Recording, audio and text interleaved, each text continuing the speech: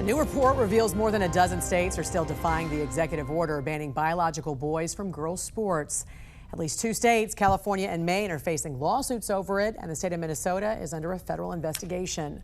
Joining us now to discuss is Defending Education Director of Outreach, Erika Sanzi. Good morning to you, Erika. Great to see you. Your organization has a compliance tracker from all 50 states. So tell us, how many are still allowing biological boys to play in girls' sports? I mean, I think there was a bit of good news in this, actually. We just decided to take a look. Once we heard what was happening in California and Maine, we figured, let's look at what the states and the interscholastic federations in the states are doing.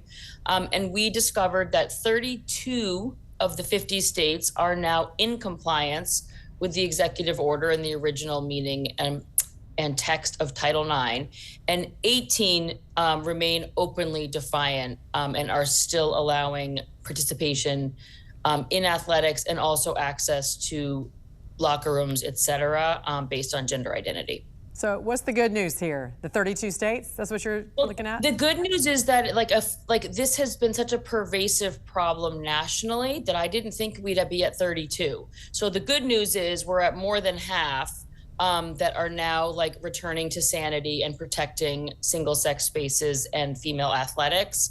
Obviously, the 18 that are still doubling, tripling down and in resistance mode, they are concerning, and I live in one of them, and it's mortifying. But at least we're at 32, so we're going in the right direction. Meantime, a school district in Massachusetts, also a bit of good news, as you would say, because it's Massachusetts of all places. They're going against the teachers union regarding curriculum materials they say are anti-Semitic, anti-Israel. What's happening with this? What's the story here? So the Massachusetts Teachers Association has just been a cesspool of anti-Israel, anti-Jewish, and anti-Semitic commentary, events, and materials.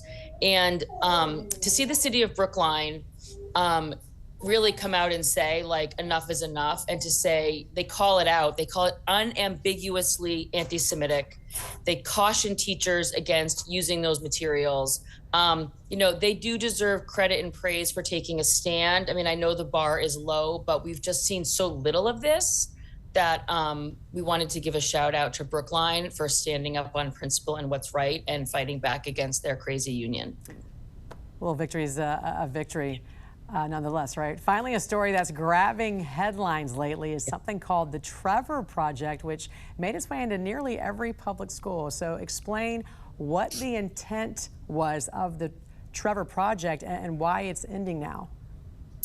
With so many organizations that were originally founded to provide support to gay and, lesbian teens, and people can debate the appropriateness of that, but that's what it was. But as with everything, gender ideology kind of came in and took over. And once again, with this, the Trevor Project has a number where when people call the 988 Lifeline, the suicide prevention line that's part of our federal government, anything related to LGBTQ would sent over to the Trevor Project.